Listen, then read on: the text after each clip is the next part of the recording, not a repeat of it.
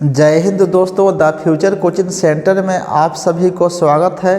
Class 7 का विज्ञान lesson 11 रेशे से वस्त्र तक का MCQ प्लस अभ्यास प्रश्न लेकर के आए हैं। देखिए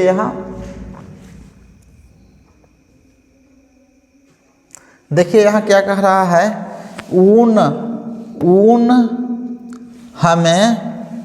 ऊन हमें किससे मिलता है? देखिए बकरी से, भेड़ से, गाय से। देखिए ऊन तो बकरी से भी होता है और भेड़ से। तो ऑप्शन के अनुसार जाना है कि भेड़ से यहाँ पर अंगोरा बकरी रहता तो होता, तो इसलिए क्या हो जाएगा यहाँ से भेड़। यह तो A और B रहता तो फिर इसको मार देते। तो अंगोरा बकरी से भी ऊन मिलता है। ऑप्शन नहीं दिया हुआ है A और B, तो केवल B मार के निकल रहे हैं। देखिए भूरा तागा कहाँ पाया जाता है? तो भूरा तागा देखिए पंजाब, गुजरात, उत्तर प्रदेश। तो कहाँ? उत्तर प्रदेश में। दरी ऊन कहाँ पाया जाता है? तो दरी ऊन जानते हैं पंजाब में पाया जाता है। चीन एवं ऑस्ट्रेलिया के बाद कहाँ सबसे अधिक भेड़ की संख्या है? तो यह भारत है। आगे देखिए कहाँ का भेड़ सबसे अच्छा ऊन उत्पन्न करता है? तो देखिए यहाँ न्यूजीलैंड है। भेड़ के शरीर के बाल के साथ साथ उसके चमड़े की पतली परत को काट कर अलग कर लेने की यहाँ पर टाइप है, अलग कर लेने की क्रिया को क्या कहते हैं?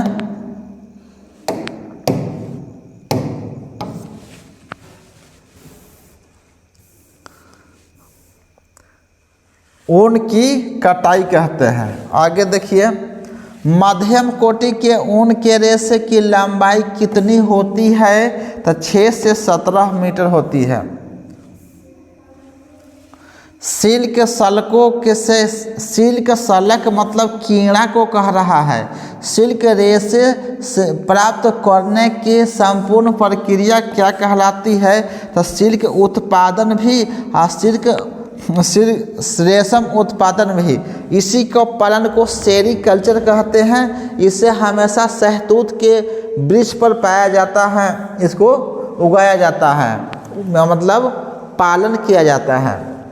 सिल्क शलभ एक प्रकार का क्या है? तो सिल्क शलभ जो है से एक प्रकार का तो क्या है? इसको कीड़ा मारेंगे, कीड़ा है, जानवर नहीं है, तस्वीर नहीं है, क्या है? कीड़ा है। देखिए प्रत्येक जो मादा होता है कीड़ा, प्रत्येक मादा कीड़ा कह रहा है कि वह कितना अपने जीवन काल में अंडा देता है। एक मादा रेशम का कीड़ा तो 200 से 250 देता है। ध्यान रखिएगा। आइए यहाँ अब क्वेश्चन नंबर 11 में देखिए, इनमें से कौन रेशम कीड़ा है? तो देखिए सूढ़ी, कोकून, शलभ। तो क्या है? शलभ है। भेड़ी का गर्भकाल कितने महीने का अंत करता है? तो कितना हो जाएगा? 5 माह हो जाएगा। और देखिए एक मादा शलभ अंडा कितने इकाई में देती है? तो सैकड़ों, दहाई इकाई, क्या? तो सैकड़ों इकाई में देती है गिनती की संख्या में। अब इधर पढ़ाएं अभी 200 से 250। देखिए इनमें से कौन ऊन नहीं देता है? तो याक भी देता है, ऊँट भी देता है, बकरी भी देता है। ऊनी कुत्ता होता तो है, ऊनी कुत्ता झबराहा वाला, लेकिन उसका ऊन को हम लोग पर्याप्त नहीं करते हैं, इस्तेमाल नहीं होता है। भारत में भेड़ के शरीर से बाल एक साल में सामान्यतः कितने बार काटे जाते हैं? तो 2 बार काटे जाते हैं। देखिए इनमें से कौन ऊन प्रदान करने वाला जानवर है? जो ऊन जिस जानवर से हम लोग ऊन प्राप्त करते हैं वह कौन कौन है? तो भेड़ भी है, अंगोरा बकरी भी है, यानी कि दोनों हो जाएगा। राजस्थान में पाई जाने वाली भेड़ की नस्ल कौन है? तो नाली हो जाएगा।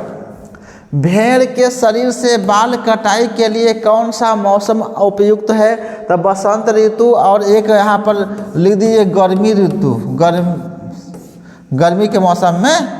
तो क्या हो जाएगा? ए और सी दोनों हो जाएगा। रेशम कीड़ा का निद्रा भ्रमण काल कितना घंटा का होता है? 24 घंटा होता है। 24 घंटा क्या कर रहा है? भ्रमण करते रहेगा वो। 24 घंटा वह भ्रमण करेगा और तैयार करते रहेगा। तैयार कोकून लगभग कितना सेम लंबा होता है? 4 सेम होता है। गोल अंडा नीचे दिखाएंगे फिगर में हम। ऊन में आसानी से आग नहीं पकड़ता क्योंकि उसमें कितना डिग्री सेल्सियस पर उसके रंग में परिवर्तन होता है? तो याद रखिएगा 100 डिग्री सेल्सियस। आइए अब आपको अभ्यास प्रश्न लाते हैं। देखिए, जाड़े के दिनों में किस प्रकार के वस्त्र पहनते हैं हम लोग? तो जाड़े के दिनों में ऊनी वस्त्र यानी कि गर्म वाला कपड़ा पहनते हैं। देख, सूती रेशमी क्या हो जाएगा? ऊनी वस्त्र हो जाएगा। ऑप्शन उत्तर भी यहाँ दिया हुआ है। इनमें से कौन जंतुओं से प्राप्त होते हैं? कौन जंतुओं से प्राप्त होते हैं? तो देखिए, जंतु से जो सूती को देखिए, सूती पेड़ पौधा से प्राप्त करते हैं। इसमें भी सूती पेड़ पौधा से प्राप्त करते हैं। सूती यहाँ भी पेड़ पौधा से प्राप्त करते हैं। ये तीनों कट गया तो कौन आ गया? बी आ गया। ऊनी भी ऊन किससे प्राप्त करते हैं? जंतु से। ये रेशम किससे है? जंतु से। कीड़ा क्या है? जीव है। आगे देखिए, यहाँ से रेशम प्राप्त करने के लिए कीटों का पालन कहलाता है। रेशम प्राप्त करने के लिए कीटों के पालन को क्या कहते हैं? सेरीकल्चर कहते हैं। देखिए, यहाँ पर सेरोकल्चर कहिए चाहे सेरीकल्चर कहिए। आगे देखिए, बेमेल शब्द पर घेरा लगाएं तथा चुनाव का कारण बताइए। अभिमार्जन बालों की कटाई और इसमें आउ होगा आपका किताब में रीलिंग, है ना? रीलिंग ये सब क्या है? किसका काम है? ये सब काम है जंतु का है। भेड़, लामा, रेशम कीट ये सब जंतु है। तसर, अंगोरा ये सब जंतु है। सूत जो होता है ना, किससे प्राप्त होता है? सूत होता है क्योंकि पेड़ पौधा से प्राप्त होता है सूत, इसीलिए यह बेमेल हो जाएगा। कारण इसका सभी का अलग अलग दिया हुआ है। रीलिंग का अर्थ क्या होता है? अभिमार्जन और बालों की कटाई रोएदार जानवरों की होती है। रीलिंग रेशम के धागे बनाने में प्रक्रिया है। रेशम कीट क्या है? भेड़ और लामा ऊन प्रदान करते हैं। रेशम कीट क्या करते हैं? रेशम के रेशे प्रदान करते हैं। तसर क्या करता है जी? तसर सिल्क कपड़े है, जबकि अंगोरा पश्मीना ऊनी कपड़े हैं। सूत क्या है? ऊन रेशम जीव जंतुओं से प्राप्त होता है, जबकि सूत वनस्पति से प्राप्त किए जाते हैं। सब क्या था? अंतर स्पष्ट हो गया सबका।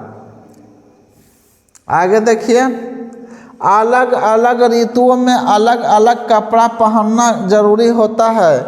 देखिए, अलग अलग ऋतु वही लिखना है कि हम लोग अलग अलग ऋतुओं में अलग अलग कपड़ों पहनना क्यों पसंद करते हैं। देखिए, हम अलग अलग ऋतुओं में अलग अलग कपड़े पहनते हैं क्योंकि प्रत्येक ऋतु में वातावरण का तापमान अलग अलग होता है।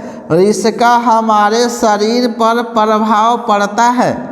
जाड़े में वातावरण का तापमान कम होता है और क्या? हमारे शरीर का तापमान इससे ज़्यादा होता है, अर्थात 37 डिग्री होता है। इस स्थिति में यदि हम पतले कपड़े पहने तो शरीर का ताप बाहर चला जाएगा और हमें ठंड लगेगा।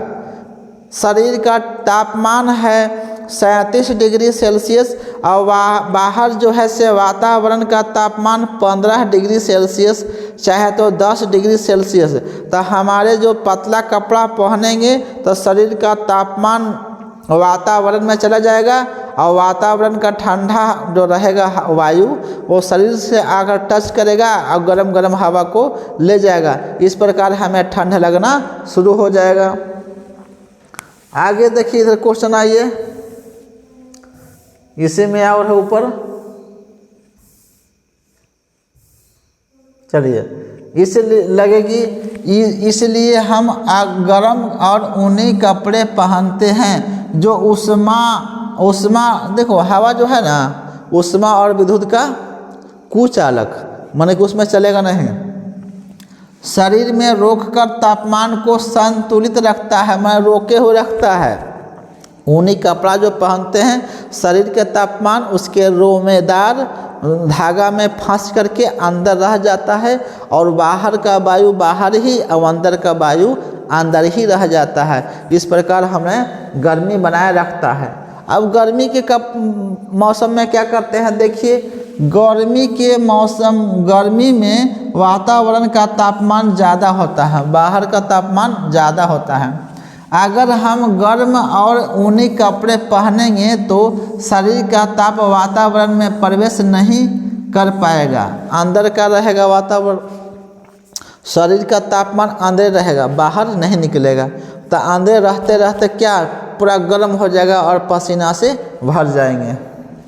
तो शरीर का आहा में अधिक गर्मी महसूस होगी, इसीलिए हम हल्के और सूती कपड़े पहनते हैं ताकि शरीर का अतिरिक्त मतलब एक्स्ट्रा जो टेम्परेचर बन रहा है बाहर जा सके और हमें आराम मिले।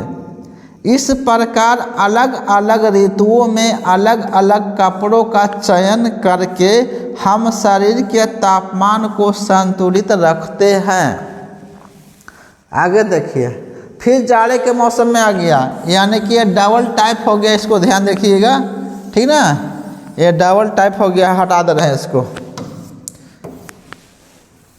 आगे देखिए, हाँ ऐसा उसी का अंश है, डबल टाइप हो गया। क्वेश्चन नंबर 5, यहाँ देखिए क्या कह रहा है, ऊन प्रदान करने वाले जानवरों पर मोटी बाल परत क्यों होती है, मोटी मोटी बाल के परत क्यों होती है।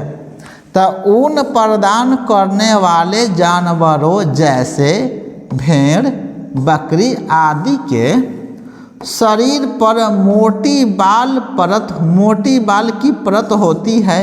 इसका मुख्य कारण है कि यह उन्हें ठंड से बचाता है। बाल में वायु भरी होती है, बालों के बीच वायु फंसी हुई रहती है जो कुचालक होती है। वायु क्या है, कुचालक, विद्युत उष्मा और विद्युत का भी कुचालक है वायु। यदि वायु अगर विद्युत का सुचालक रहता तो क्या करते हैं, अगर दो गो ठंडा गर्म तार जो होता है बिजली वाला, उसमें करंट रहेगा और पूरा वायु में करंट आ जाएगा तो हम लोग भी फड़फड़ाक रह जाएंगे, सभी को करंट लगना शुरू हो जाएगा। तो क्या वायु जो है से उष्मा और विद्युत का कुचालक है। इस प्रकार बालों की मोटी परत शरीर को बाहरी ठंड से अच्छी तरह से पृथक मतलब अलग रखती है। यह वायु का एक अच्छा रोधक होती है, रोकने वाला, रोधक मतलब रोकने वाला, और शरीर के तापमान को बनाए रखने में मदद करती है। यहाँ देखिए, इसके अलावा बाल परत शरीर को नमी और वर्षा से भी बचाती है। भेड़ बकरी के बाल रहता है, वर्षा होगा, उस पर वर्षा होगा तो सब टघर के नीचे गिर जाएगा, भीगेगा जल्दी नहीं। इस प्रकार ऊन प्रदान करने वाले जानवरों को ठंड से बचाने और उनके शरीर के तापमान को संतुलित माने कि न कम न बेसी होने देता है, रखने में यह मोटी बाल परत महत्वपूर्ण भूमिका निभाती है। एक क्वेश्चन और है यहाँ देखिए, हाँ 2 क्वेश्चन और है, देखिए कह रहा है कोकून को कह रहा है क्या, कोकून जो होता ना है गोला वाला, ए वाला, इसमें कीड़ा होता है। कोकून को उचित माने सही समय पर पानी में उबालना क्यों जरूरी है। कोकून को कीड़ा जो है से काट के, जैसे कोई कीड़ा, ये है कोकून, इसमें जो होता है से कीड़ा होता ना, इसे से ये कीड़ा होता है, सो ये क्या करेगा, इसको काट के निकलने के पहले अगर काट के निकल गया तो क्या होगा, पूरा जो उसको जो लार्वा से धागा रेशम का जो तंतु है लपेटले है, काट के निकल जाएगा तो फुट जिस तरह से अंटी का धागा होता ना है, अंटी का धागा, और उस पर ढेर सारा रहता है लपटल, ऐसे लपटल। आप ब्लेड से एक साइड के काट दीजिएगा ब्लेड से तो सारा इतना छोटा छोटा हो जाएगा। उसी तरह से काट के अगर निकल जाएगा तो ये सब इतना, यहाँ से खोलेंगे गोले इतने सुन निकलेगा और टूट जाएगा, धागा टूट जाएगा तो क्या लंबा लंबा रेशा नहीं मिल पाएगा, तो इस प्रकार बेकार हो जाएगा। तो क्या कह रहा, देखिए कोकून को उचित समय पर पानी में उबालना इसलिए ज़रूरी है ताकि रेशम के रेशे अलग हो सके। कोकून में पतंग या वयस्क कीट न छूट जाए, अब अगर उसमें रह जाए तो वह अपने बाहर आने के लिए कोकून को खोलता है यानी कि काटता है। इस प्रक्रिया में कोकून का रेशम टूट जाता है और रेशम के रेशे प्राप्त नहीं हो पाते। आगे देखिए, इसीलिए कोकून को उचित समय पर जब वयस्क कीट अभी नहीं छूटा हो, मतलब कि जब तक वो तैयार नहीं, वयस्क नहीं हुआ है, वयस्क होने के पहले उसको लाना पड़ता है, पानी में उबाला जाता है। इससे कोकून की बाहरी परत कमज़ोर हो जाती है और रेशम के रेशे अलग हो जाते हैं। इन्हें इकट्ठा कर लिया जाता है। इस प्रकार कोकून को उचित समय पर पानी में उबालकर रेशम के उत्पादन को सुनिश्चित किया जाता है। यहाँ देखिए, रेशम कीट के जीवन चक्र का रेखा चित्र बनाना है, आपका किताब में भी है सेम टू सेम, उससे भी आप बना सकते हैं। एक रेशम का यह तितली है, ठीक ना, ये रेशम का तितली है, रेशम का तितली है। और क्या है, यह क्या उड़ते उड़ते आके यहाँ पेड़ पर अंडा दिया। ये पेड़ किस चीज़ का है जी, सहतूत का पेड़ है। इस पर अंडा दिया, इसी पर एक क्या ये बनेगा, लार्वा बनेगा, लार्वा इसका बच्चा बनेगा और इसी पत्ता को खाएगा। पेड़ पर खूब, सहतूत के पेड़ पर खूब घूम घूम के खाएगा, 15-20 दिन खा के मोटा होके यही कोकून का निर्माण करेगा। और इसको सियाना होने के पहले थूक से लपेटते लपेटते लपेटते लपेटते अंदर अपने कैद हो जाता है, और जब सियाना हो जाता है तो काट के निकलेगा तो ऐसा तितली निकलेगा। फिर घूमते घूमते यही अंडा देगा, मौसम आएगा तो, और फिर यही काम करेगा। इस प्रकार इसका जीवन चक्र चलते रहता है। चलिए, एंड हो गया, नेक्स्ट वीडियो में मिलेंगे। जय हिंद।